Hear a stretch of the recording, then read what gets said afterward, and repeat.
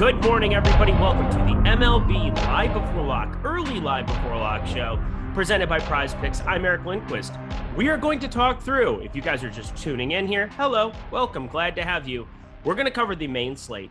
Then we are going to come back and cover the early slate, just like we always do on this show. Promise you, we will fly through this main slate because I've got a guy. He talks very fast. He's very brief. I enjoy that about him because I am neither of those things. My guy, Chris Pennell. Go follow him at Chris Pennell 16, but he's not number 16. He's number 1 in your hearts. How you doing, my dude? Doing well, Eric. Looking forward to a good show today. We have 2 fun slates. Early slate's pretty small, but plenty of things to talk about. How was your wedding last weekend? It was good. Right on the beach, warm weather, very windy though, bumpy flights, but we made it back and ready to go with some good internet this week. Not your wedding, a wedding you were attending for the people. That is correct. I was not married. You were not married. If you were, congratulations, but you weren't. Smash that like button for my newlywed over there. That's not true. Sorry if she's watching. I don't know why she would. My wife never watches me, but here we go. Smash the like button, subscribe button, notification bell. We've got 7-game main slate to cover. Then we're going to go back. We're going to talk about the 4-game main one. I'm firing some lineups in that. You're firing some lineups in that. It's going to be a good time. Let's get right into it. And Mike Awesemo, producing behind the scenes, doing a great job per usual. Lego, New York Mets, right off the bat here. First game of the main slate that we're going to cover, going up against the Washington Nationals. 4.6 implied runs for the Mets, 3.4 for the Nationals, because Tyler McGill is good at pitching, and Aaron Sanchez at this point in his career is bad at pitching. That's how I break it down. How do you break down pitching in this game? Yeah, I totally agree with you. I do like Tyler McGill quite a bit. The only thing I don't like is that he's very expensive and it doesn't feel great paying nearly $10,000 for Tyler McGill. But at the same time, despite not having amazing name value like Shane McClanahan and Shohei Ohtani on this slate, he's still been very good in his own right with a 28% K rate this season, a 2.75 xFIP, a low walk rate, not giving up much power whatsoever, not giving up homers. Pretty soft matchup versus Washington. I know they have some guys that don't really strike out too much, but a pretty weak lineup overall. Low implied run total against them. Good win equity here. Do like the Mets stack quite a bit. I think McGill's in a great spot as a pivot off the top 2 options on this slate. Yep, I agree with you. I think that McGill can do some things here. So can this Mets offense, but it just comes down to how popular they're going to be because 4.6 implied runs sticks out like a sore thumb on this slate. They have the highest top stack percentage in our early run. That always can change here, but as it stands right now, pretty low ownership share. I think this is kind of similar to what we saw with the Toronto Blue Jays all of last season. They have some back end guys that allow for you to jam in some more good pitching along with them, but they're just expensive bats to be getting to. Nimmo up to 4,800, Starling Marte 4,900 feels like a discount, but hasn't been nearly as the torrid pace that he set in the early going of this season. Peter Alonso 4,900, Lindor 5,100. There are no pieces of value until you get to like Mark Canha, who's projected to be 7th in this lineup. Is that going to be a team that you still try to find ways to stack up a bunch because of the positive leverage? I'm going to try my best to. The problem is the pitchers I like on this slate are pretty expensive. You can get the Joey Wentz to make it work if you want to get to the Mets, and we'll talk about him in a little bit. But for me personally, I might have to try to get to mini stacks here or one-offs because it's not going to be easy to do so unless I find a dirt cheap stack that I like. Larry C., don't put that into the world. Don't put that evil on me, Ricky Bobby. Don't you do it. Don't you do it. You don't know what I'm talking about. You don't have chat up, do you? I do not. Oh, that's such a great idea. Live life in purity. However, all my friends are in chat today. So this is a really good start to my day. I'm happier. Larry C., Eric Traub. We got Blitz. We got Gmant89, Sodak Eric. Yes, that is me. I am him. He is me. Me, myself, and Irene. Let's jump on over to the Washington Nationals side where I don't want to pick on McGill, but there's this guy named Juan Soto who hits lefty, and he's pretty good at hitting baseballs really hard and far traditionally. So kind of maybe get to him as a one-off. Anything else really that stands out to you here? Only other guy besides Soto who's very good at baseball, Josh Bell. The problem is he's $5,200 and he's $100 more expensive than Juan Soto, which I like Tyler McGill a lot. I think he's a great pitcher. If Josh Bell was cheap enough, maybe as a contrarian one-off, but at $5,200, I don't really want to make him a focal point in my lineup. Nelson Cruz is fine, but I still prefer him versus lefties. And outside of that, it's just not a lineup that I think is going to have any success here versus McGill. All right, next up, we've got Tampa Bay Rays. As I said, I was going to fly an Eric Traub. Yes, I saw it. Shame to you and your household. Tampa Bay Rays, 3.3 implied runs going up against the Angels, 3.7. This is just a pitching fest right here. My two favorite pitchers, maybe in all of baseball. One has the best pitch in baseball, Shohei Ohtani. And then Shane McClanahan is starting to just show some ridiculous strikeout pedigree. He's got 2+ pitches. I mean, they are just outrageous. He is so good. They're the top two pitchers on the board. It is an afternoon game in Anaheim, which is so fascinating because, you rarely ever get that. You usually get the marine layer at night. A little bit warmer here. It's starting to warm up in LA, Anaheim, about 45 minutes down the 5 from me. But I feel like Shohei Ohtani and Shane McClanahan are unavoidable pieces here. Give me all of that you got. How do you kind of view pitching here, starting with Ohtani? So starting with Ohtani, I think it's the same thing every single time he makes a start because on DraftKings, he's always underpriced. He's only $8,800 on DraftKings all the way over on FanDuel. He's $10,800. I'm not sure why DraftKings never prices him up at like the upper echelon pitcher that he is, but you're always getting a nice discount there. So that's always going to come with some very high ownership, but it's definitely deserved. A 1.54 xFIP this season, a 38% K rate, a walk rate below 5%, an ISO around 120. Really nothing not to like here. Tampa Bay, I believe, got no hit last night. I don't think I saw the end of that game. Sure did. Yeah. So, I mean, if the trends continue, Shohei Ohtani's definitely in a good spot here. The Rays do strike out quite a bit. They definitely have some pop, but I just can't, really justify stacking against Shohei Ohtani. Then Shane McClanahan, while he's very expensive, also in his own right, 37% K rate, 1.7 xFIP this year, 60% ground ball rate. I will say in the top pitchers tool, they're both obviously the top two pitching options as far as the projections go, but they do have negative leverage because of the high ownership, but that's still something I'm not going to be too concerned about. Reed Detmers had 2 strikeouts and 1 walk. So it's like one of the most outlier type no-hitters in terms of normally you see a lot more strikeouts, a lot more misses of bats than that. And you generally also don't see many one walk opportunities for no hitters. Nearly perfect. That would have been very cool. Not many of those have happened in MLB history. So that's why they tried to push Kershaw to do it. But he said, no. We're trying to win a World Series. Good decisions were made all around. Let's move ourselves on to the Shane McClanahan side of it, which on this slate, he's coming in lower owned. I think I have to have some McClanahan in my life, even at 10-2. Obviously, with Shohei at 8,800 on DraftKings, he's going to garner a lot more attention, nearly 60% ownership. But playing him and McClanahan together, I never worry about the win. So let's make this a 2-part question. 1, do you ever worry about playing 2 pitchers from the same game together? And 2, is McClanahan a priority for you over Ohtani on FanDuel, where he's 500 cheaper? And then on DraftKings, is he going to just be more of a contrarian option for you? Yeah, I'm never one to really worry about that. Like if it's a good pitcher, it's a good pitcher. I'm not going to be worried about the potential of 4 points because that's never a given anyway. They could always leave the game. It can very easily be 0-0 by the time both of these pitchers leave. So it's not going to be something I'm overly concerned about, especially if both had 8 to 10 strikeouts at that point because they're both going to hit value. And as far as your next question, as far as FanDuel goes, let me pull up their FanDuel pricing. So McClanahan at 10.3, you have Ohtani at 10.8.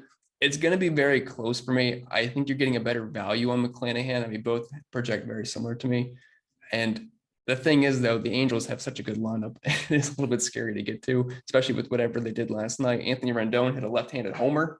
Although it was incredible. It was awesome. Was versus a position player, but still super, super cool. For me, though, it's kind of a toss-up. I guess I'd have a slight lean to McClanahan because of the $500 savings I can get, but it's very close. Yeah, FanDuel, it's a very fascinating kind of situation you're coming up against because, Shohei's still getting more attention there. I have to go to McClanahan in bulk.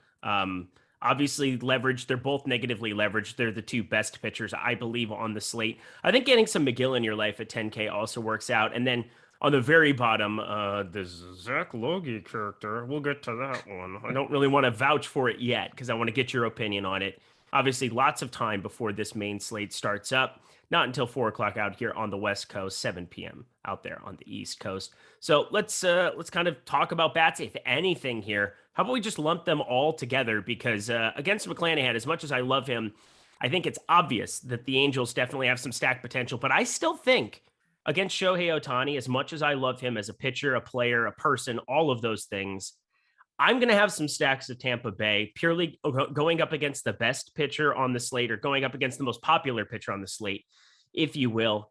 I have to have some stacks of him. He's had walk problems in the past. There's positive leverage. Is Tampa Bay a team that you also will be stacking up on this 7-game slate? I think it's worth getting to at least a few shares of them if you're doing 150 max builds. I mean, there's always leverage to be had going against the most popular pitcher, especially we'll see what the ownership projections look like closer to lock. 60% on DraftKings.com. Yeah, like I love Ohtani, you love Ohtani, but at the same time, I mean, at 60% ownership, you have to have at least a few stacks against him because you can get some major leverage if Ohtani just happens to have a mediocre game or happens to get blown up. We've seen Ohtani get blown up in the past. It doesn't happen often, but if you are on the right side of that, you can be looking real good in tournaments. If I had to pick one bat from the Rays, I know you'll probably agree with me. We both like Brandon Lau quite a bit. Love his pop versus righties. Just strike out a lot, though, is the problem, but I think the upside is there. Yeah, and the Tampa Bay Rays, we just saw him get no hit, I believe. Yeah, Detmers from the left side of the plate here. Tampa Bay against lefties on the season, 130 WRC plus. It's kind of weird to me that Tampa Bay has been better against lefties than righties overall. Obviously throwing out yesterday, just because I kind of like the way the lineup sets up against lefties here. Or against right-handed pitching. God, I just keep flip-flopping it. Don't mind me. I like Ji-Man Choi. I like getting Brandon Lau leading off because he's just such a popper that at the top of the lineup, I can get to a lot of, I'll have some, well, I will not play Kevin Kiermaier against Shohei Ohtani. I refuse. But I'll get to a little bit of my guy, Wander Franco. Andy Diaz is probably going to be in that lineup as well. So just be on the lookout. I think that Shohei, I just always go back to that Yankees game last season when he was like 70-something%. He was obviously underpriced and he walked a zillion batters and didn't get out of the first. So just be ready for stuff like that to happen from time to time, but he's got the best pitch in baseball. He is unbelievable. There's no question you should have some in your portfolio today. On the other side, Angels, always stackability because of how good this lineup is. Trout, Ohtani, Walsh joining the party, Rendon going lefty now. That's cool. Brandon Marsh going to be leading off left on left. Probably not the best situation. Absent Taylor Ward, I would like to see Ward back in this lineup eventually. Did you know Taylor Ward leading the entire league in WRC plus? That's unfair because Mike Trout is second.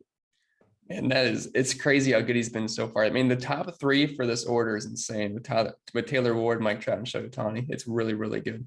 It's not real life is what it is. It's definitely not that. So even against McClanahan, they carry a 3.7 implied total. And I said, Anaheim, afternoon game.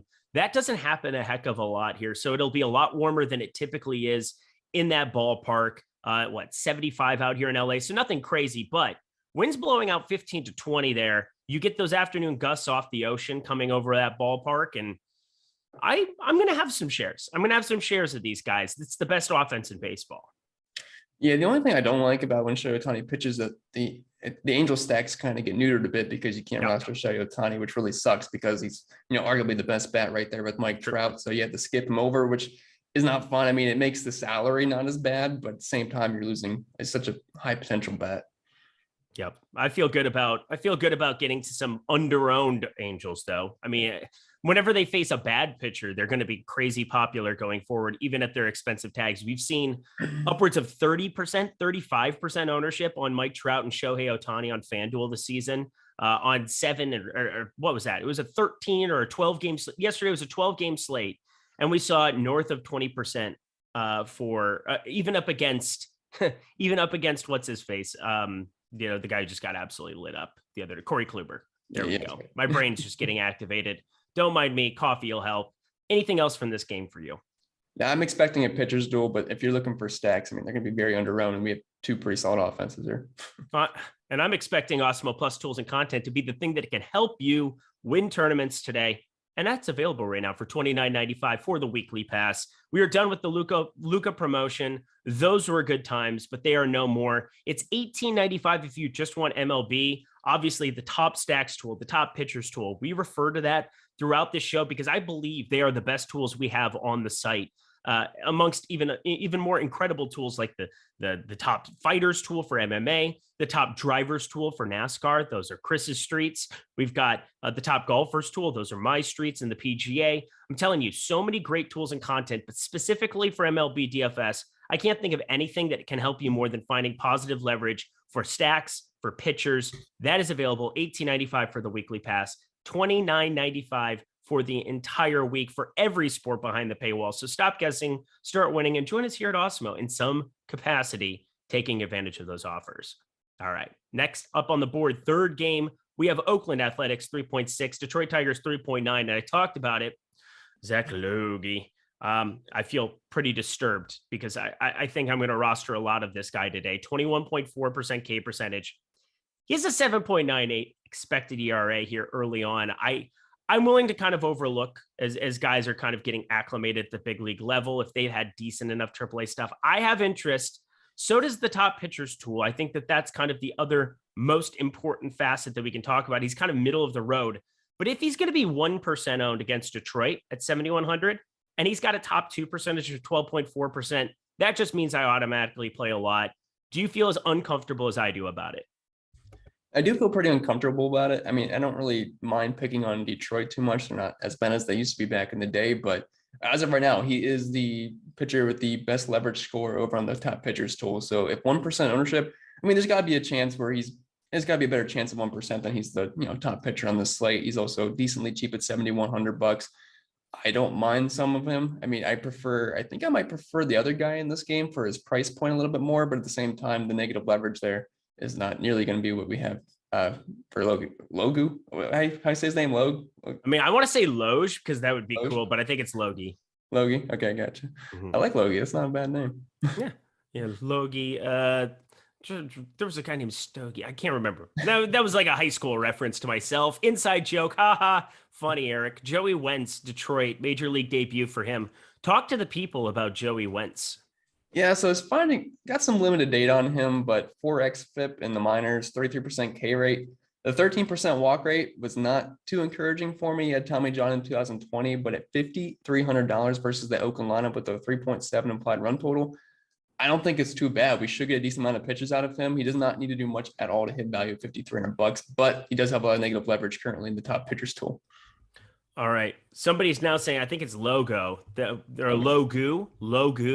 Okay. That is like the last thing I would expect it to be. And we were looking up pitcher names because obviously we've got a Dodgers pitcher that I wanted to make sure that I said correctly here on this show today. He's making his major league debut. So is Joey Wentz. If his name was Joey Wentz and not Zach Logu, then it wouldn't be so hard. But Joey Wentz, he's making his major league debut to him as well. Best of luck to you. You get the Oakland Athletics, which is generally a good thing. 3.6 implied runs here for them on this side. I don't really see a whole lot of stackability. I'm not a big proponent. Oakland, outside of maybe one slate against Baltimore, they've been a team that hasn't really been in my portfolio. There's actually been some slates I've played an aggressive amount of them, and then other ones that I just kind of want to write them off. I don't really think I'm going to get to them if there's any kind of negative leverage, and it looks like there could be here later on in the day. 7.1% ownership share, 6.5% top stack potential. What are you planning to do with Oakland? For me, it'd probably just be one-offs because in the lineups that I'm not playing Joey Wentz, I think Wentz is actually a decent play just to get some expensive stacks on this slate. Because I mean, all I need is like 12 points. I know it might be a tough task for a guy making his major league debut, but I don't think it's out of the question. And for me, though, I like Chad Pinder. If you're looking for a one-off at $2,500, never really thought I'd say I like Chad Pinder, but at $2,500, he's decent versus lefties with some pop. You can look at Sheldon Neuse up top, Ramon Laureano's back, Sean Murphy. The top half isn't the worst mini stack in the world, but it's not something I'm in love with. And now T. McBee saying, coming in, it's like Logan, but without the and part. So Logue. So Zach Logue is the answer. That one makes more sense to me. I can now see it. I feel it. It felt correct. Going up against Zach Logue, this Detroit Tigers team has nearly a 4 total. I look at the top stacks tool, though, and they are further down the board than Oakland, which is kind of surprising to me. I think that's another vouch for Zach Logue as somebody that I want to use as an SP2.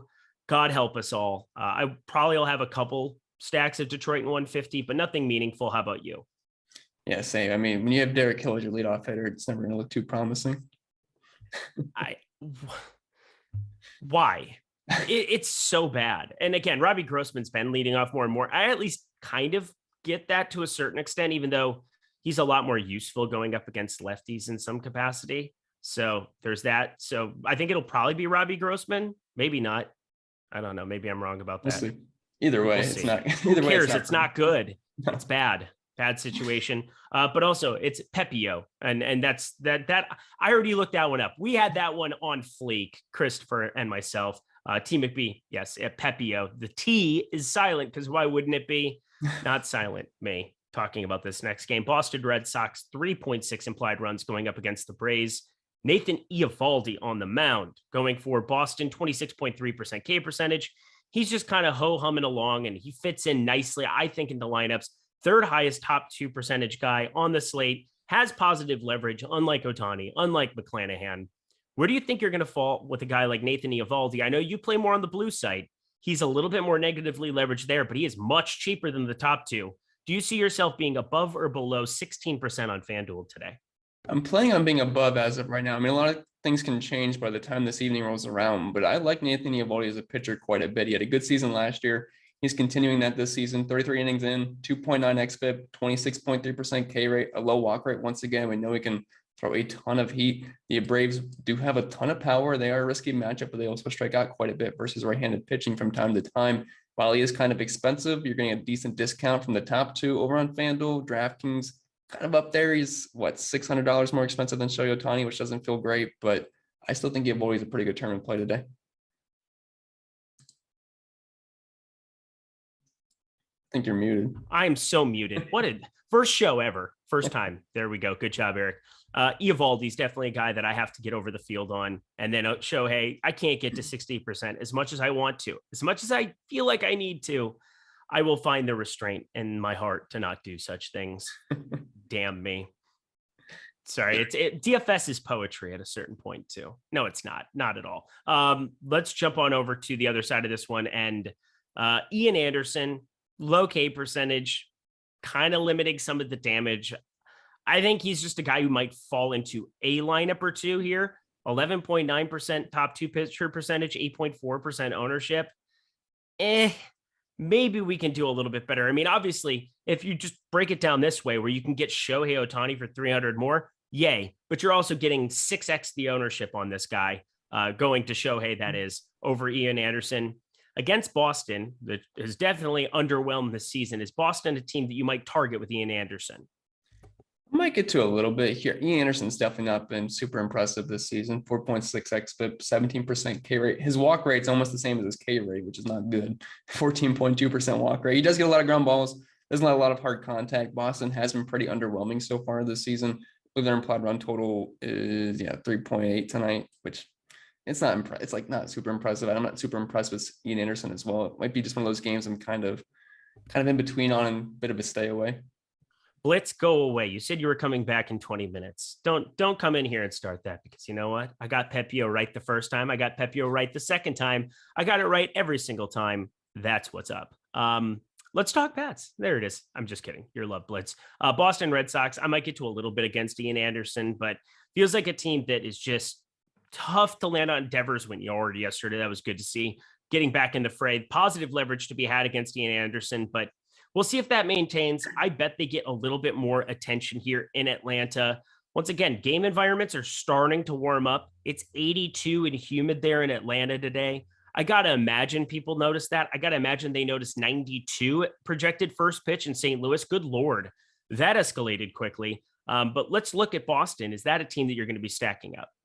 Yeah, not going to get to a ton of Boston, like I said, but I still think they're worthy of some stacks. I mean, Rafael Devers had a great game last night. Wasn't very high owned, especially over on FanDuel. Gina Martinez, I just wish he wasn't $5,000. Like that's right in the middle, the big meat of the order there. Xander Bogaerts, $5,300. Martinez, $5K. Rafael Devers, $5,100. Kind of hard to get to with a team implied run total below 4, but I still think it's worth getting into stacking against Anderson a little bit, especially with how bad his walk rate's been this year, low K rate. He's going to give some contact and hopefully a little bit of power as well. All right. And then on the other side of this one, Atlanta Braves, good hitting environment, but really good pitcher in Eovaldi. I don't really see myself getting to a whole lot of Braves. How about you? Same. I mean, kind of like Boston, but they're even more expensive. $5,700 for Acuna, $5,100 for Olsen, $5,100 for Riley, $4,700 for Albies. Even Travis d'Arnaud at catcher is nearly $5,000. It's going to be a tough lineup to get to, and I like Eovaldi tonight. All right, moving along to the Houston Astros. This one has the major weather that we're going to be paying attention to throughout the day. Maybe we get a cancellation here early, but I doubt it. I think we're going to be sweating it out constantly because it looks like storms are bound to hit Minneapolis area around 8:30 p.m., 9 p.m. Again, I'm not a meteorologist. I just go to Weather Channel and, it's just what I do. But I feel like this game is at least going to start. It's just a question of if it finishes. Jose Urquidy on the mound. I would have a lot of Minnesota Twins exposure if there wasn't just such an issue here that I have with the weather. They're coming in negatively leveraged, but I think we kind of all know the guys that we want to get to from this lineup. But Urquidy, 14.7% K percentage, 6.05 expected ERA. We are not thinking about rostering this guy, are we? I am not. I mean, he doesn't walk many guys at all, which is about the nicest thing I can say. 14% strikeout rate, 3% walk rate. That means he's going to give up a lot of contact, and there's some pop in these Minnesota bats. So I'm right there with you. I'd rather get to Minnesota. I'd rather get to Minnesota if the weather plays nicely for us. We have him positively leveraged right now in the top pitchers tool. I don't see it. 8,100. I think he's just kind of falling in that same category as like Ian Anderson, all these overpriced mid 8K guys that don't make a whole lot of sense. And then Shohei's just going to garner all the attention in all of the land. I would rather go down to my guy Logue, Zach Logue, 7,100. I'd rather go down to, God, do I say it? Chris Archer, 7,700. Do we roster any Chris Archer going up against Houston here if there are no weather issues? I don't really want to. I don't like picking on Houston. I mean, I will with some good pitchers, but Chris Archer, while he has flashed from time to time, does have a 24% K rate this year and about a 19 inning sample size. The walk rate's still at double digits, nearly a 40% hard contact rate, close to 2.5 homers allowed per 9. I think there's too much danger in the Houston bats to make me want to consider rostering Archer tonight. Oh, who would that be? Well, might it be Michael Brantley? Of course. He's going. Michael Brantley's going to hit a bomb tonight. No, he's not, because he never hits bombs. He's a great cash play. He has not put over 12 fantasy points together. He's put over 12 fantasy. How many times do you think he's put over 12 fantasy points this season? Don't make me answer that. No, you have to. You're on the show. How many times do you think he scored more than 12 fantasy points on DraftKings.com in this calendar season? I'm going to say I can count it on my one hand. You can count them on 2 fingers, sir. 2. 2 is the answer. All you need is 2 fingers, and you got it covered. Don't clip that. 19 and 21 he had on separate days. So, yeah, not great, Bob. Not great. It just means he's due.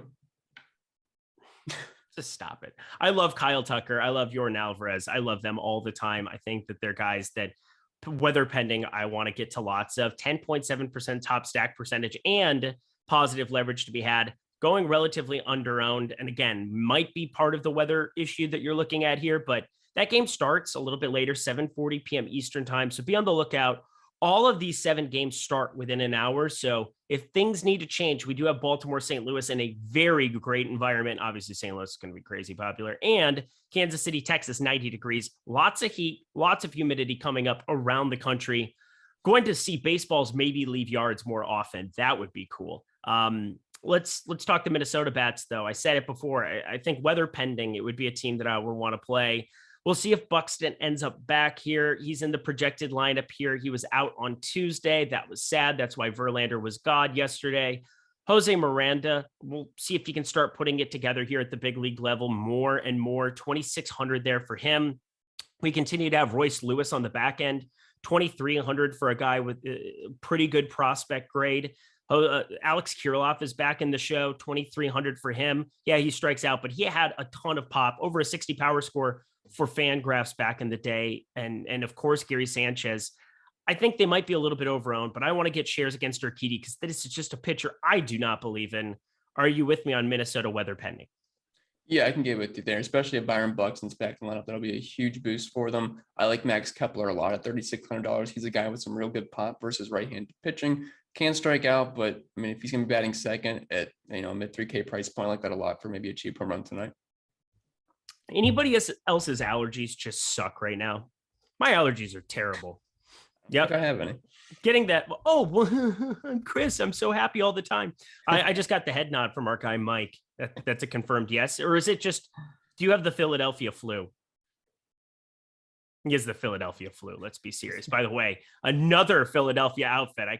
Just shocking how good you are at this con of making people believe that you're a Philadelphia fan when truly, go Bills. Go Bills. What else I got? Nothing else here. We covered it pretty in depth. I mean, obviously at the top of the order, Max Kepler. I want to get to a lot of him. I assume he's going to be batting first or second, one of the two in this spot. Again, Royce Lewis, he's going to get it going eventually, I like to think. But anything that specifically sticks out to you here? No, just play Michael Brantley and Max Kepler in these games, and you'll be happy. Yeah, see, that's a great idea. How many games do we have? Two more on the main slate. Then we're going to have half an hour to get through everything here. We'll talk some prize picks at the midway point, cover the 4-gamer because I have to get my lineups in, get your lineups in, get some dummies in at least. All of mine are dummies. Baltimore Orioles 3.2 at St. Louis, 4.8 implied runs here in this one. Spencer with an S Watkins. I said anybody who spells their name Spencer with an S is probably not going to be good at pitching. And I was right. 10.3% K percentage, 6.01 X ERA. Those are bad numbers. I have no idea how he's still in the big leagues. Baltimore has some prospects starting to come up too. It's kind of fascinating. I mean, we saw yesterday some real stuff coming from one of their best young guns. So that's good to see. But Spencer Watkins, I've never seen it. Nobody's ever seen it. I mean, this is just full bore, stay away, stack up St. Louis at nauseum, right? Yeah, I mean, there's a reason St. Louis has about a 5 implied run total tonight. Spencer Watkins, his walk rate and K rate are both the same, and that's 10.3%. Gets ground balls, which I guess is the one nice thing I can say about Spencer Watkins, but I completely agree with you. If you spell your name Spencer with an S, I just don't trust you. I definitely don't trust him tonight. No chance I would play Watkins. On the other side, though, Miles Mikolas is a little expensive for my taste at $9,100. Like the matchup's fine versus Baltimore, but $9,100 for a guy with a sub 20% K rate. I know he doesn't give much power and doesn't really walk anybody. 3.6 xFIP is fine, just give hard contact, but he's a good real life pitcher. But for DFS purposes, I wish he was a lot cheaper. Me too. 19.9% K percentage. I mean, basically rostering a guy like Mikolas today, or Miles Mikolas, because again, I've been watching those St. Louis games, and yes, people are correct about how to pronunciate names. Congratulations to them. But I'm looking at Miles Mikolas as a guy that is all right to get to a little bit of, purely because you get to the end of the day, and if Shohei Ohtani doesn't completely destroy the slate, if you don't get McClanahan to completely destroy the slate, which I find it unlikely one of the two doesn't completely destroy the slate, but you get Mikolas in there, you at least have some differentiation. You can maybe get some different stacks. And obviously we've talked about the Angels. Would it surprise you if the Angels went completely nuclear in an afternoon Anaheim game, even against one of the best young pitchers in baseball? I would say no. And that's where I think rostering Mikolas has some utility. Yeah, I mean, the Angels obviously have a star-studded lineup as far as the Orioles go. I mean, while Mikolas doesn't have the 30+% strikeout rate that guys like Ohtani or McClanahan does, he could be really solid from a run prevention standpoint, pick up a cheap win, and kind of cruise to 25+ fantasy points. And if something happens to McClanahan or Ohtani where they give up 3 to 4 runs and 6-7 strikeouts and not get the win, there is a path for Mikolas to be optimal over those two. All right. Well, I think out of hitters from the Baltimore side, again, it's a very low implied total that we're looking at here on this side, but there's one guy at 5,400 now. Cedric Mullins has been pulling a lot of rostership the last few slates. You know why? Because he, unlike Michael Brantley from the left side, has some pop coming along. 21, 21, 10, 0, 32. That is a box score watcher right there. The last 5. He's starting to get back into form of what we saw last season, up to a 205 ISO, 339 WOBA. I feel pretty decent about Cedric Mullins as a one-off. I feel pretty awful about everything else, but it's a good hitting environment. I'll probably take some shots on this stack. It's come through more than I would say most other low-owned, cheaper stacks on the whole have this entire season. What do you feel about Baltimore today outside of Mullins? I don't hate them as a cheap stack, because if you are going double stud with Ohtani and Shane McClanahan, you're going to have to find some cheap bats if you want another good stack in your lineup. And outside of Cedric Mullins, this isn't too hard to get to. I mean, there's a reason they're cheap, but Trey Mancini, Anthony Santander, Austin Hayes, these guys do have some pop. Excellent hitting conditions around 90 degrees today in St. Louis. I know Mikolas is a solid pitcher, but I mean, at their price points, I think it's at least worth a shot. Agreed. And St. Louis, hi, how are you? Spencer with an S, Watkins. This is the most popular team on the slate. St. Louis is. They came off of a spot yesterday. I mean, Baltimore ended up being a team that I said Cedric Mullins just went completely nuts. That'll do it. But I look at St. Louis as a team that I definitely want to get some shares of. But building this stack out is really hard because all of the best hitters are expensive and they're popular. Bad combination on this slate, I think. But Paul Goldschmidt, 5K, that's pretty doable, even at 26%, as far as maybe a one-off, somebody that I just don't want to be fading. Arenado's up to 6K now, batting, obviously third base, not as good of a position traditionally as it's been in the past. but he's 17%. I mean, what are we doing with St. Louis in this really hard to figure out spot? I think it really just depends on where you go with your pitching. Like if you get a guy like Joey Wentz in today, it's not going to be that hard to fit in the St. Louis Cardinals. I think it's going to be pretty popular. I think a lot of people that have Joey Wentz in their lineup, they're going to have a lot of St. Louis Cardinals stacks. Maybe trying to find a way to get different. If you do in a roster of the Cardinals, maybe try to shy away from either one of the top two pitchers or get away from Joey Wentz, because that's going to be a very popular way to go. You could go with the opposite side with Zach Logue and get a little bit lower ownership as of right now. But yeah, I like the Cardinals quite a bit. I mean, 5.2 implied run total. Spencer Watkins confirmed not good. We already talked about that. The top three is just super expensive with Edman, Goldschmidt, and Arenado. But Yepez, O'Neill, I like probably the best with Tyler O'Neill. $4,100, tons of power in his bat, hitting middle of the order. It's probably going to be my favorite guy to get to. I feel really touched when you take things that I say and you put them into your own vernacular, and then I pick up on it and you're like, yeah, see, I did that for you. Confirmed not good. You enjoy that one. You like that one. Yeah, it makes me laugh inside. Yeah, because that's what it's supposed to be. Life is too short. We got to be happy, y'all. Kansas City Royals, last game on the slate here, 4 implied run total. Texas Rangers 4.5. Brady Singer on the mound here. And this is kind of a fascinating spot because out of all of the weather spots, you know, we've got 90 degrees now here. I mean, it's 92 first pitch projected, Baltimore, St. Louis, but Kansas City and Texas, 90 degrees there as well. A little bit drier, not as humid, obviously. Welcome to Texas. But I mean, there are some offenses to be had at the same time that I think if you're trying to get some of the bats to fit, there's a 5K Brady Singer on the mound here today. You have a long reliever. I don't think we really have to be looking at the Texas side because it looks like it's going to be more bullpenish. Matt Moore being the primary guy who's going to be on the mound in this one, who's been good this season, but kind of living by a thread, not going to pitch too far into it. But Brady Singer is 5K. I have to take shots on that. I have to make that work in some, especially if I'm not going to play a guy like McClanahan, maybe go expensive to like McGill or Ohtani or somebody in that regard, put them with Singer and stack up on Angels bats or, you know, St. Louis bats or whatever I want to do there. Is Brady Singer somebody that you have interest in today as well? It's kind of like what I was talking about, where a lot of people that roster Joey Wentz are probably going to get to the Cardinals, but you can make that nice pivot right to Brady Singer at lower ownership. The only concern I would have, pivot to Brady Singer. It's more of like that. You have to do it. Pivot to Brady Singer. Right. Okay. Yeah. Just wanted to amend the fact that I don't think he actually succeeds a lot, but I want to do it because pain is okay. Yeah, for sure. The only concerns I would have is that, you know, Singer's pitch count, it's been at 60, 10, and 33. So it's hard to expect a ton from him. But at the same time, he's only $5,000. And the very limited sample size of data we have this year, a sub 3 xFIP, a 23% K rate, and he's not really walking anybody, and a 61% ground ball rate.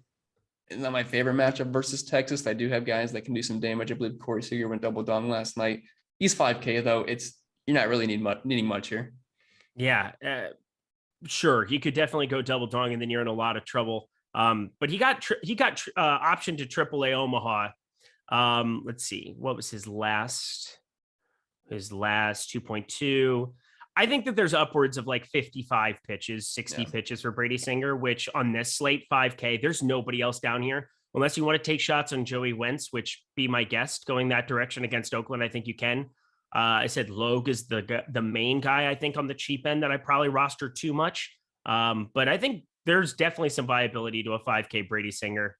I don't love it, but it's somebody that I definitely am going to be landing on to try to make all of the bats and all of the land work because he's been a starter in the past there. I think he got stretched out a little bit AAA, but not much. Doesn't look like he got stretched out that much. Yeah, again, it's 5K and Joey Wentz is no walk to do well tonight. Like if he just outperforms Joey Wentz, I mean, you're going to be looking good for as far as the cheap pitchers go. Yep. Oh God, don't do this. Maybe I do play Oakland again. Sadness, pain, suffering, all incoming. Let's talk the Kansas City bats here first, going up against Texas. I said Matt Moore not going to pitch very far. I mean, this is going to be a complete true bullpen game. But if you're going to give me a bullpen game of Matt Bush, Matt Moore, and then the rest of this Texas bullpen, at least it's 90 degrees. At least it's a great hitting environment. At least I'm getting guys kind of on the cheap. I mean, this Melendez character just joined the fray. Bobby Witt Jr., we know, being one of the best prospects in baseball, even though there's been no signs of that in the early going. And Sal Perez, expensive, but one of the best catchers you can get to on any slate. What do you see yourself doing with Kansas City? Yeah, it's kind of I hate when there's bullpen games because you're always just getting a mixture of pitchers. And you're going to see a mixture of Bush, Matt Moore. So lefties and righties here both. I think Bobby Witt potentially leading off here below 4K is definitely viable. Salvador Perez, a ton of power in his bat. But outside of that, this is not usually a lineup I get too much. I just don't really like the Royals too much. And on the other side of it, Texas Rangers, I think coming off of yesterday, everybody saw the Corey Seager dong dong start. That's always fun. It was like the wedding bells, just chiming dong dong over and over again. I tried to come up with a bit there. It wasn't funny. I apologize to everybody involved, especially my family. But we're looking at this Texas team garnering well, you know what? I'm going to say they're garnering too much ownership as it stands right now. But I still think that there's certain guys, one-offs, specifically, yes, a Corey Seager seems like somebody you might want to roster today. Yeah, I mean, especially after a guy gets 2 home runs, people are just going to look at the game log and it'll boost his ownership up a little bit. But overall, it's definitely a stack that I can get to a little bit. I mean, Brad Miller, potentially leading off only $2,500. He's a dirt cheap lefty and righty matchup. Marcus Simeon's pretty cheap at 4K.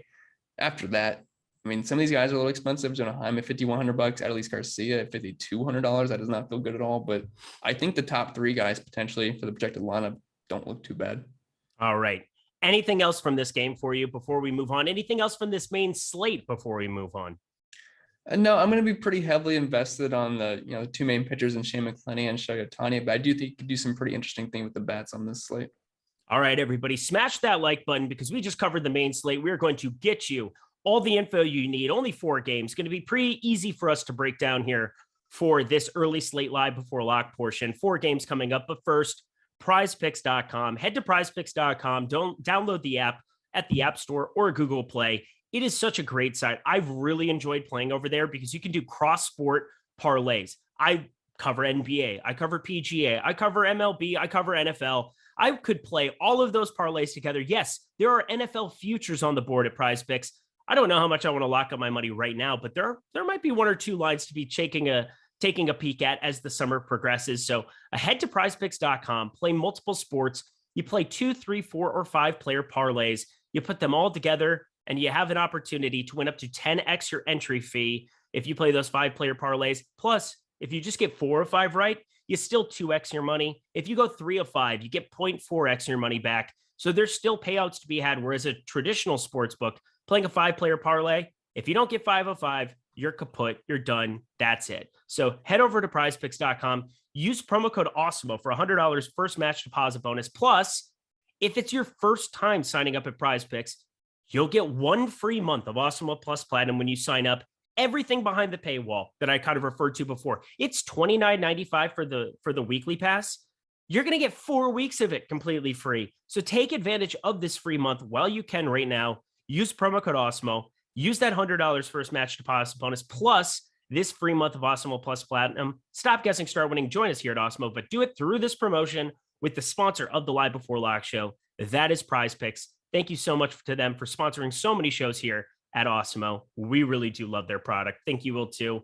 We'll be talking some NBA in those streets tonight. That's for sure. Greg, myself, looking forward to that later in the day. All right, guys. I will say this too. MLB player rankings are completely free. So if you want to play along at home while we're going through this early slate, you can do so. But let's get into it. We got to go. Milwaukee Brewers. Here we go. 5.3.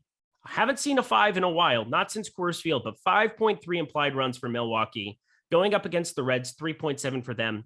Adrian Hauser on the mound, which is somehow the most expensive pitcher here on the slate. That is fascinating. That should kind of tell you what kind of slate this is.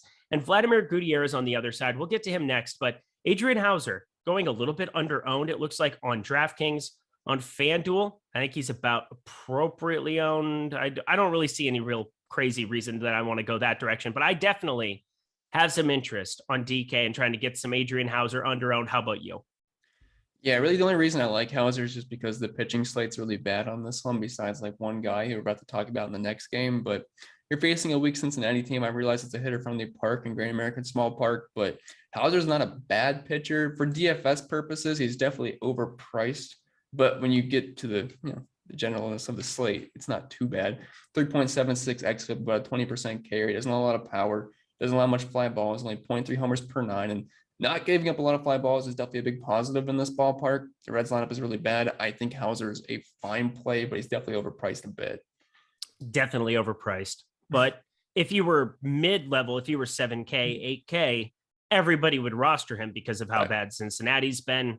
Looking at the splits leaderboard on old FanGraphs going up against righties for the season, Cincinnati a little bit better actually than I would expect. Not dead last is what I'm getting at. 81 WRC plus, still horrific. 143 ISO, kind of more middle of the board. So maybe a little bit more pop in Cincinnati. Kind of helps to have that ballpark. That's for sure. That's them against righties. And I think against righties, they're going to be better long-term.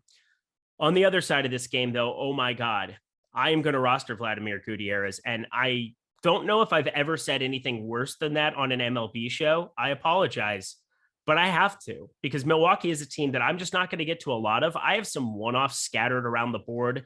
And I have one lineup that has some one-offs from Milwaukee. So a 2-off, if you will. But I just can't play this team at this kind of ownership on a 4-game slate. It's going to be a very uncomfortable fade. But Vladimir Gutierrez, are you as sick as I am and going to roster this cat? No, I was making fun of you in the pre-show, especially in my head. I didn't want to say everything I wanted to say to your face, but man, he's just a bad pitcher. 7 xFIP, a 12.1% K rate, 16% walk rate, gives up close to a 300 ISO, 2 homers allowed per night. I just don't see it happening. I mean, I get it at a low ownership standpoint, but I don't think I can get on the train with you.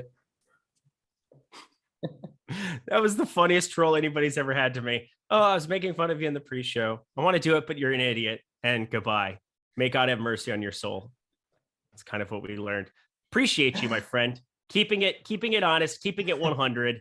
That's just fine. Let's talk Milwaukee bats, because I'm sure somebody there that likes to roster, the absolute chalk of all chalk, wants to roster some Milwaukee bats. So we should at least talk through them. If you're going to stack up this team, I don't know how you do it and cut off any ownership. I mean, you've got Yelich. He's the most owned bat on the slate, 4,300. He's 40% owned on DK. Colton Wong is 38% leading off. Adames is 31%. Tellez is 30%. Tell me, though, who are your favorite batters to roster? I mean, they're obviously chalky, but Christian Yelich should be the number 1 guy here. Then Willie Adames. I think those are probably the 2 best guys to get a home run today. Rowdy Tellez right there with them.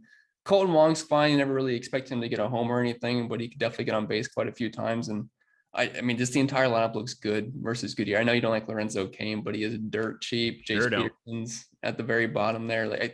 You can honestly make a case for just about every single bat here versus Gutierrez. He's just not a good pitcher and a good ballpark, and these guys are kind of underpriced. Yeah, cool. We're gonna have to don't get carried away with Milwaukee. Again, I'm rostering Gutierrez not because I think he's good, but because I think there's a part of me that just knows that the most possible thing, I have to imagine that if Milwaukee doesn't do well, that Gutierrez does well enough to be viable, and he's cheap. I don't know a better way to put it than that. If you're looking at leverage, Pepio is going to be the major chalk pitcher for the cheap guys. I'm just really on this slate. And he's got a big negative leverage score on the top pitcher stool. As of right now, I will give you that Vladimir Gutierrez does have the best leverage score on the top pitcher stool, and it could easily go south. I'll give you a couple pointers there. And we know the Brewers, they could certainly disappoint. On paper, it looks terrible. In baseball, crazy things can happen. And there is a path for Gutierrez. I should probably just withdraw my lineups right now. Oh, I can't. Everything's full. Never mind. So that's cool. All right. Well, that's all I had from that side. Let's go to Cincinnati here. And there's some stuff to mine out here, because as much as Adrian Hauser is the most expensive pitcher on this slate, it doesn't mean that he's that good comparably. So it's Great American Small Park. You said that earlier. I like that. We're going to just use that going forward. But Friedel leading off there, sub 10%, some salary savings for what reason, I don't really know, but we have an opportunity to roster him. Drury, Pham, Wham Bam, thank you, Pham. I saw that from Blitz. I stole that. Thank you for that one. Mike Moustakas, I never roster, so that's cool. And Tyler Stevenson and Moran, I will definitely have some Moran, 2,700, going to be lower owned. Anytime he's facing a righty, just give me that under 10%. But what sticks out to you from the Cincinnati side? Yeah, every single time we have Hauser on the mound, I'm typically looking at the lefties, because ever since he's been pitching, he's always had some pretty tough splits versus righties. Versus lefties, it's definitely a lot weaker. We have TJ Friedel, whatever it is, leading off $2,700. Friedel. But you have to say it like I did. Freedom. Freedom. There you go. There Look we at go. you. Oh, see, that was a nice bonding moment. Somebody said earlier, you are more comfortable with me. I would agree. I'm not like as jarring with my weird stuff that I do. You're like, oh, Eric's just going to talk for a really long time now, and I have to deal with it. It makes it easier for me. I like it. It does. You're welcome. Keep going. You're doing great, sweetie. You're doing great. Thank you. I feel like Drury's been kind of hot, $4,300. Tommy Pham's been doing okay so far this season. Mike Moustakas, I know we all hate him, but he is batting cleanup, and he's a lefty. Like it's there, it's fine. I like Stevenson better versus lefties. Tyler Naquin's definitely fallen off a bit. He's now hitting 7th in the order. It's not a good lineup, but it's a lineup in a good park to where Hauser's not, a guy that's going to completely mow down a lineup on most days. So I think we could get to maybe a few red stacks, which do have a little positive leverage in the top stacks tool. What's going on here, Flex, is we're going to make some money as we move on to the Los Angeles Dodgers, 4.9 implied runs going up against the Pirates. And let's start here. Ryan Pepiot. There you go. See, I got it right off the bat. Major league debut for one of the best prospects. And I feel like the Dodgers are unfair because not only do they have the biggest payroll and you could possibly ask for this side of the Mississippi, but they still have these prospects that are coming up from every corner of the world, and they're just good. Talk to the people about Ryan Pepiot because he seems like a guy who could end up carving himself out some rotation spots in the future. Yeah, it looks like he's going to be the major chalk pitcher on the slate, but after the notes I kind of came up with him, it definitely makes sense, especially with how cheap he is and the lack of pitching options we have here, plus a soft matchup versus Pittsburgh. But he's 24 years old, Dodgers top prospect. He was the Pacific Coast League Pitcher of the Month. He's got 26 innings in AAA, 33% K rate this year, 3.1 xFIP. He's got an incredible changeup. One thing I will say, he's had a double-digit walk rate ever since 2019 in the minors, but he had 86 pitches in might have been his last start in April 29th. He might have had something before that. I'm not 100% sure, but either way, point is he's stretched out. So we should be good to go. I like his price point a lot. Good matchup. I think he's a pretty solid play. In 2019, he pitched for the Great Lakes Loons. I just wanted to say that because that's a team after my own heart. Shout out Minnesota. Tulsa Drillers, and then the Oklahoma City Dodgers, obviously the AAA affiliate. I'd say last season, 41.2 innings pitched, a 1.80 whip. That ain't great. But then, as you said, he put some stuff together. And generally, this West Coast League, the PCL, Pacific Coast League, is brutal for pitchers. So if you can be decent there, there's definitely some reason. It's kind of ironic because most of the NL West ballparks, aside from Coors, like you get San Francisco, San Diego, LA here, they're all great pitchers parks. But the PCL is a gauntlet in terms of pitching prospects. It's really hard to not give up a bunch of numbers to some of those AAA guys because you're playing at elevation in spots like New Mexico, and you have all these spots. Oklahoma City, obviously some warmer conditions. So it's very, very different. So I can kind of write off some of the 2021 stuff, and I can look at 2022 and be like, all right, we've now had 6 games started and he's looked fantastic. Yeah. The price point's really hard to get away from too. Yep, I would agree. Price point really does a lot of good for you there. On the DraftKings early slate, obviously coming in with a ton of rostership, but I'm definitely going to still have it because if I write off Milwaukee the way that I have in such a meaningful way, I can do pretty much whatever I want with the rest of my lineups.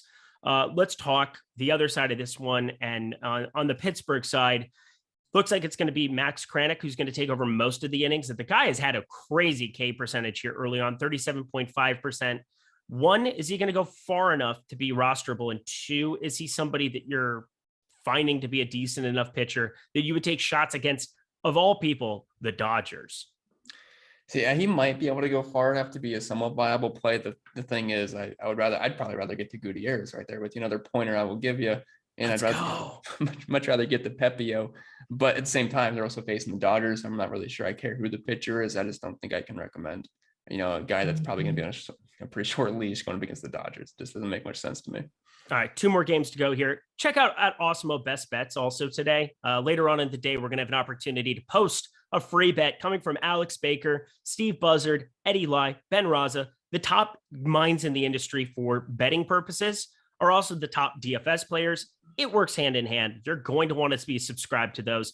We have the betting Discord that you can sign up for right now. I would take advantage of that. It's going to pay for itself over any amount of time. That is for sure. Over the long run, it's going to pay for itself. So at Awesemo Best Bets, get that free bet today. Go follow it on Twitter good times. Let's jump to two more games. Then we'll kind of get the recap of the slate, make sure we have our lineups in and we're set to go. Toronto Blue Jays 3.5 going up against the Yankees 4.0 for them. And Aaron Judge is really good at hitting baseballs high and far and ruining the Toronto Blue Jays' lives. That happened yesterday. I'm hoping he does it again today against Jose Berrios, because this guy, yes, he is going to have the top 2 pitcher percentage score, but I love stacking against him because he always ends up even more popular than I think he's going to be.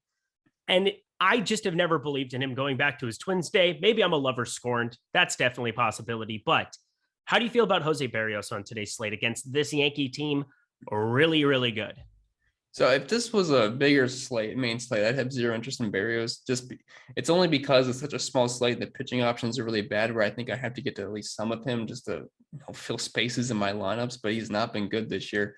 Close to a 5x FIP, a sub 15% K rate, 7.5% walk rate, 34% hard contact rate. Facing the Yankees with a ton of power in the lineup, and especially as good as Aaron Judge has been, would not be surprised if he gets touched up a few times. But man, it's tough for me to recommend Bears, but at the same time, with the lack of pitching options, I'm going to have a little bit. But I think being underweight is probably a better way to go about it. And leverage scores would agree on the top pitchers tool. Yep, that's what I'm planning to do. I will not have a whole lot of him because I want to get to the other side of this one. Give me the Yankees on a 4-game slate where they're under-owned, under 10% as a whole, like every time, every day, forever. Does that seem like it makes sense? It was aggressive. It was. I tend to hyperbole is my jam. That's really what it is. I take things to extreme matters. It is never middle of the road, but that's not true because I look at Jameson Taillon, middle of the road pitcher, 20% K percentage, 2.85 expected ERA, been really good for real life purposes. It's only a 4-game slate, and I think that he's a guy that I'm going to be rated about the field on this slate. Negative 4.1% leverage, but I mean, unless you're just getting all the way up to Hauser repeatedly, or, Vince Velasquez we'll talk about in this last game, there's not really a whole lot of other places to spend your money at pitcher. How do you feel about Jameson Taillon on today's slate against the Blue Jays? Yeah, I'm not going to call him a super similar play to Berrios, but at the same time, it's not like he's an overpowering pitcher, and it's not a good matchup either versus Toronto. But I would also rather get the Taillon than I would Berrios, just because he's doing a lot better this season, 3.5x FIB, 20% K rate. And he also has a sub 2% walk rate this year, which is excellent. 25% hard contact rate allowed. It's not pretty versus the Blue Jays. It's not a pitcher-friendly park by any means, but about 3.5 implied run total here. He's got some decent win equity if the Yankees can pop off, which I think there's a decent chance versus Bears the way he's pitched this year. I don't mind him at $9,300, but he definitely feels overpriced. You remember when he got called up and he just had like walk problems for a second, and then he really brought that back down. 4.1% his rookie season. It's very fascinating because he's just going to be a good real life pitcher always. And this would be his best expected ERA if this maintained for the entire season. This would be his lowest ERA if this maintained the entire season. I don't expect that in the AL East, but so far so good. I still think the Blue Jays are viable on any slate. Everything I said about the Yankees, where if they're over or under owned, you should have interest. That applies to Toronto as well here. 7.6% top stack percentage amongst the 8 teams, but only a 5% ownership share. I know Vlad's somebody we can get to. Anybody else you want to get to from the Toronto lineup in this great ballpark for hitting? Yeah, the Blue Jays are always going to be interesting. Like last night, Severino, obviously a pretty tough matchup for them. I believe Springer had his signature leadoff dinger. Sure. But and they put up some runs for sure. Bo Bichette, Vladimir Guerrero, Tasker Hernandez is back. Lourdes Gurriel, like obviously a very good lineup. You have Matt Chapman, Alejandro Kirk down there. Drops off a little bit with Espinal and Tapia, but Taillon's a good pitcher, but at the same time, hitter-friendly park and a very loaded offense. I mean, it can go either way, which is kind of right where I'm right in the middle for this entire game. Like I like the offenses. I kind of like the pitchers. It's kind of tough to know where to go, and I'm going to be kind of right somewhere in the middle. Stuck in the middle with you. A little bit of that. No? I've never heard it. Are you kidding? No, I'm not kidding. I'm sorry. All right, we don't have time for this. 6 minutes to go. Jameson Taillon. Yeah, you can have some Toronto bats, but Jose Berrios, I'm going to be attacking him. I have Yankees interest up and down the lineup. Who are your favorites to get to? As far as the Yankees go, okay. So obviously Aaron Judge. I mean, if you had the money for him, $6,000. If you were rostering Pepio, it's not going to be insanely hard to get to Aaron Judge. So I assume he's going to have a ton of ownership. Just as even a one-off, if you're not stacking the Yankees, it's pretty easy to get to Aaron Judge. Anthony Rizzo, ton of pop versus right-handed pitching. Digital Mayu, more of a contact guy. For me, I'm going to be kind of living in the top half of the order. Yep, that's where I'm going to be living as well because they're underowned compared to what they should be. That's for damn sure. Go Yankees. I hate saying it, but it's true. Cleveland Guardians, let's ride this out. Your team, Guardians of the Galaxy, 3.9 implied runs going up against the White Sox. Aaron Savale, it's always fun to say, 22.2% K percentage, 4.48 expected ERA. Talk to me about your pitcher for your team today. He's pretty run of the mill. Like, he's not an amazing DFS pitcher. He's okay for real life from time to time, but a 4.6 xFIP's not amazing, but a 22% K rate, 6% walk rate's not too bad. The problem is he's got a major fly ball lean, 24% ground ball rate this year, 53% fly balls with a 33% hard contact rate. The White Sox have a dangerous lineup with a lot of pop in their bats. I'm not going to get to too much Savale. Eric seems like he would have been fun in college. I'm fun now. What are you talking about? Don't need that. Someone has never seen Reservoir Dogs. Yeah, I was going to say that is flat out a fact. It's okay. You're forgiven for all of your sins, Christopher, because you're going to tell us what to do on the other side of this one with a very, very expensive Vince Velasquez, comparably to the rest of the slate. 21.2% K percentage ain't great. Neither is a 5.54 expected ERA.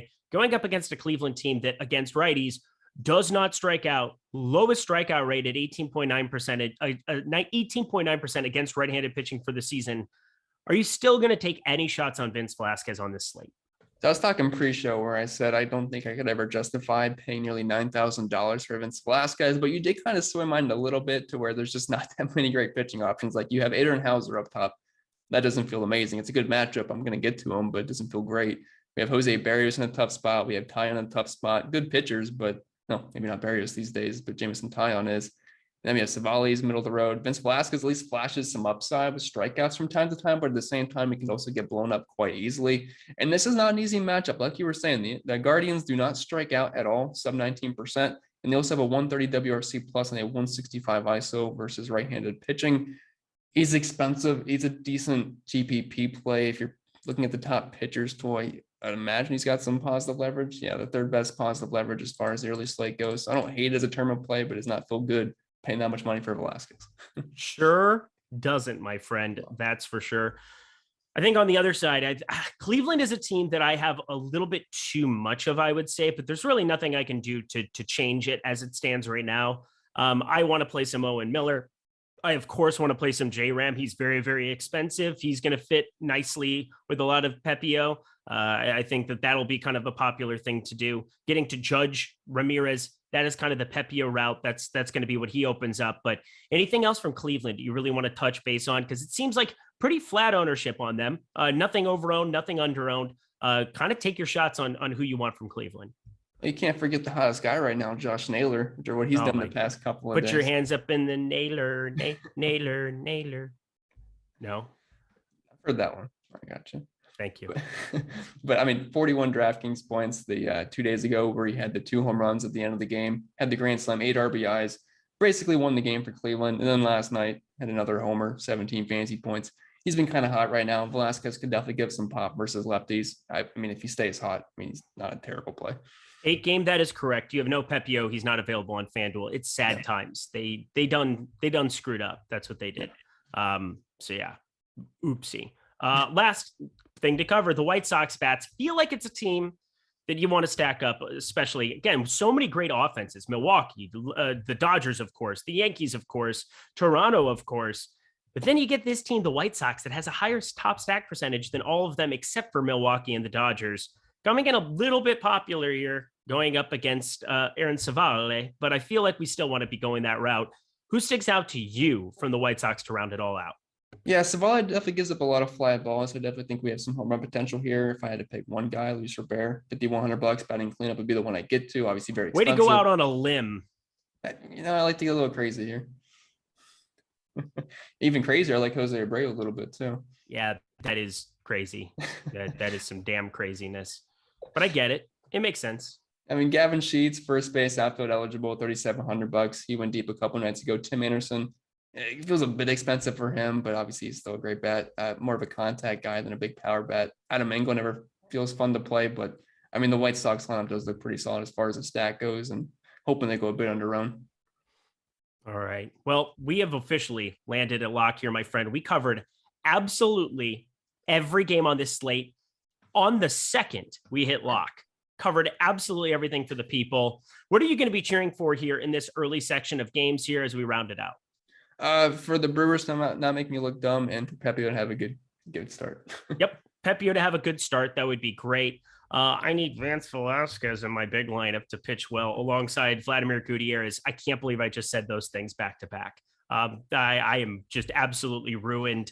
And then from Stack's perspective, yeah, no Milwaukee. That would be ideal. We talked about that. And then go Yankees, go Yankees, go Yankees. Any final words for the people as we get out of here, my friend? Another successful show, I would say. Kept it on the rails to perfection. That was a fun time. Look forward to doing more in the future. And just wish everyone the best of luck, I guess. Blitz said I'm going to be a good dad sometimes. I think that's because my jokes less than my demeanor. But yeah, I'll be okay. We've got Mr. Mike Lawrence down there. Thank you so much for producing this lovely show. That was the MLB Early Live Before Lock. So much stuff coming up here later in the day. Check it all out. We have the MLB Live Before Lock. That'll be coming up in the afternoon. Who's on that one? We've got Eitan and Neil covering you for that. NBA Deeper Dive, Alex and Adam, then myself and Greg for NBA Live Before Lock. Looking forward to that. And PGA Live Before Lock. Don't miss out on the Wells Fargo, not the Wells Fargo. I just did a show about yesterday. It doesn't matter. But the Byron Nelson, Jason Roslin, Ben Raza, covering everything you need. He's Chris. He's really funny. I'm Eric. I'm going to be funny when I'm a dad. We'll see you guys later.